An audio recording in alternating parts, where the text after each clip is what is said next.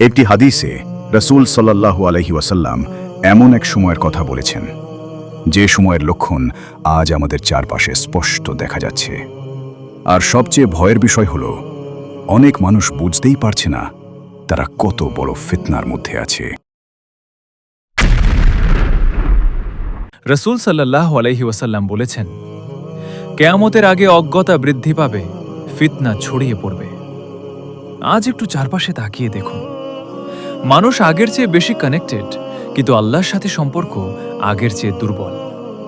আগে মানুষ কোরআন শুনে কাঁদত, এখন মানুষ কয়েক সেকেন্ডের বিনোদনের জন্য ঘন্টার পর ঘন্টা নষ্ট করে। আগে গুনাহকে মানুষ লজ্জার বিষয় মনে করত, এখন অনেক হারাম কাজকেও স্বাভাবিক বানিয়ে ফেলা হচ্ছে।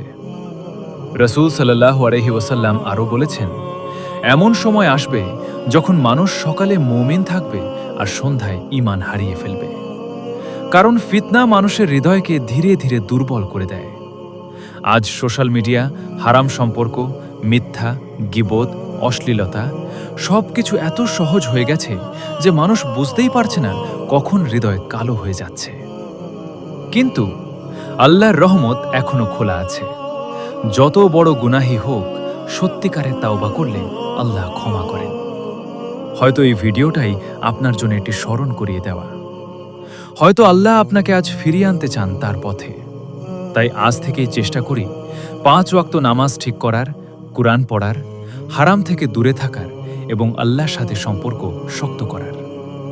যদি আপনি চান আরও মানুষ এই রিমাইন্ডার পাক, তাহলে ভিডিওটি শেয়ার করুন আর কমেন্টে লিখুন, আল্লাহ আমাদের হেদায়েত দিন।